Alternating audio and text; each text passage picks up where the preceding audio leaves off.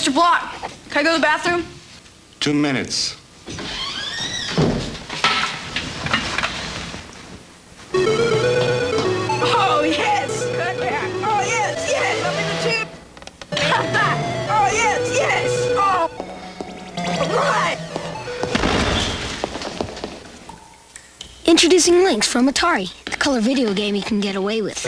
Well, sometimes. The Lynx was an Atari handheld put out in 1989, and it came packed in with California games. It had a backlit display, and it also had a right-hand and left-hand configuration. You could flip it for lefties or righties, because they had buttons on the top and bottom. This was considered the first console that could zoom and distort sprites. I mean, it looked awesome, and you know, everybody wanted it when it came out, but it was so expensive. The system had pseudo 3D graphics that did things that were very similar to Mode 7 over a year before the Super Nintendo. Graphically, it was just so impressive. Yeah, I'm like the waves and the water. Yeah. It's just like, this is unreal that this is, you know, I'm able to play this in my hands. Why California games? I don't know. That's not really good on any system. No, I mean, stupid game. The Lynx didn't have many third-party games, but it had a lot of cool ports of Atari arcade games. Blue Lightning was probably the best game for the Lynx because it had nice scaling graphics and stuff like that. It's pretty fun. You can network up to 17 players via its Comlink system, but most of the games only used up to 8 players. Technically speaking, it is an impressive console. Takes 6 AA batteries, the first version does. Yeah. If you're going to use the the power adapter, it's not really portable then. So then what's really the point? They had later made a more compact version, which was cool. It was just like Meteor. It was like a football. The system actually started out successfully, but by 1995, the Game Gear and this system combined had sold under 7 million units versus Game Boy's 16 million. Gauntlet should have been out a year earlier, so they could have packed that in. Yeah. That would have sold some systems. It was a shame that it didn't do better.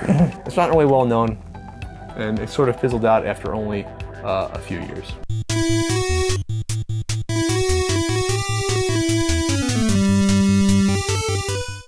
WWF Wrestlemania was the first of the licensed WWF games on the NES, but it was the second WWF game overall. You get Bam Bam Bigelow, you get Hulk Hogan, Macho Man Randy Savage, Honky Tonk Man, Andre the Giant, and $1 Million Man Ted DiBiase.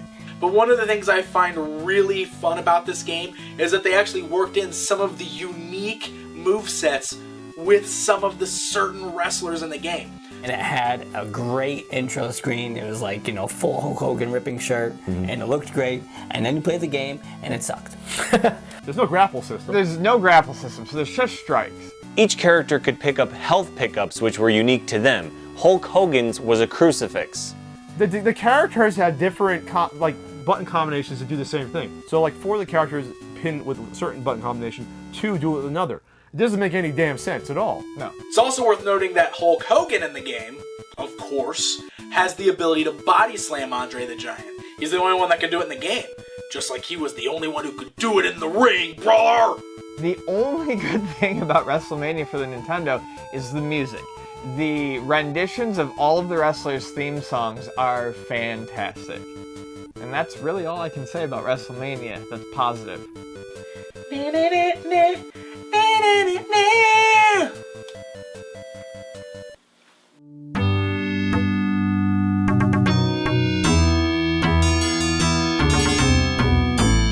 Prince of Persia is a cinematic platformer developed by Jordan Mechner, the guy that made Karateka. So this game was pretty fantastic. You had a time limit to rescue a princess from an evil sultan. It's really hard to get through it in 60 minutes. It was a puzzle dungeon, kind of. You know, you'd have to hit the right panel for the gate to come up, and you'd have to time it right, so by the time you get to that gate, it's still open, because it would slowly close. Yeah. It was one of the first computer games I remember playing that gave me a real sense of wonder in terms of I wanted to see what was around the next corner.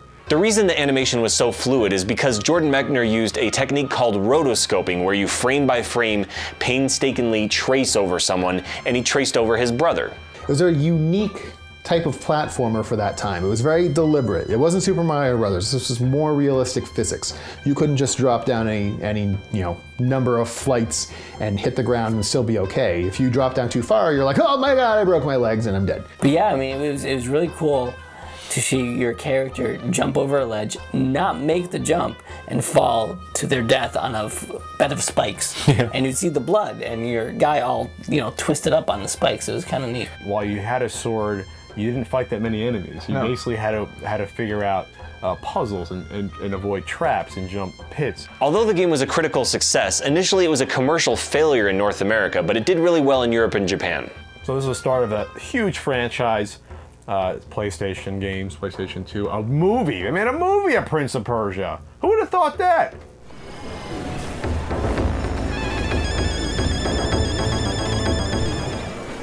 Golden Axe was a fantastic hack and slash game. It was a standard brawler, but it looked so different. The music was great in it. It's got one of those really great kind of dungeon crawler, medieval wizards and wizardry, barbarian feels to it. The goal of the game is to take down the evil entity Death Adder. Not Death Takeawayer, but Death Adder. You could play as the barbarian, you could play as the dwarf, and you could play as the faster female fighter. I actually like playing as the girl because she had the best magic in the game. She also had the best ass. Each player has different magic abilities and different levels of magic, which you can replenish by getting potions. You know, if you got all the vials for the female, a big dragon would come out versus just a few flames if you only had one or two. There's little animals you can ride on. I love being able to take the butt of my sword and crack it on an enemy's skull.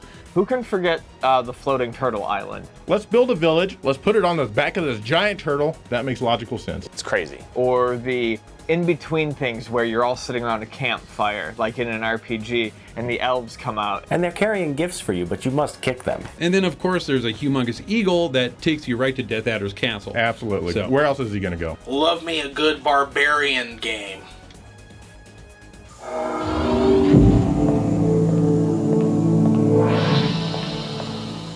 The Power Glove for your NES. Now you and the games are one.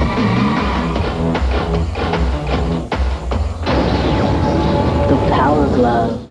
I hate the Power Glove. It's terrible. It's awful. The Power Glove came with these monstrous sensors that you had to somehow put on your TV, and it's not very convenient. This is why I'm alive as a child. This is a controller that responds to my movement on the screen.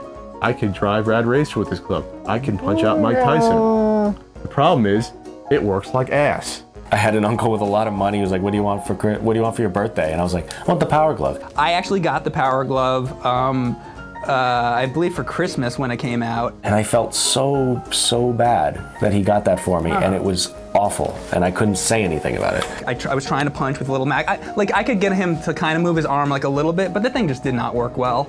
Most people did try to like play the games like this. Imagine trying to play Mario Brothers with two fingers just like this, because you can't get the Power Glove to do anything appropriate. Okay, you're supposed to do this: run, jump. More games were planned for the Power Glove, but they never ended up coming out, probably because it was so unpopular. You know, I feel cool just wearing this for like 5 seconds. God, I remember how much I wanted this thing. And now I feel like a douche. The Power Glove has been referenced and parodied many times from its release up until this day. It's a running gag. The Power Glove. I love the Power Glove. It's so bad. It's bad, not in a good way. I'm taking this off now, it's making my hand clammy. And now, the popular pinball games of 1989. Ian here with the popular pinball machines of 1989. Vyra and the Party Monsters by Midway. Smooth ramps, dancing boogeymen, and the gorgeous Elvira make this machine a must-play. Earthshaker by Williams. This Pat Lawler disaster classic adds a shaker motor to bring the theme alive. Black Knight 2000 by Williams. This Steve Ritchie follow-up to the original is not only a blast to play, but has a rockin' soundtrack for the ages.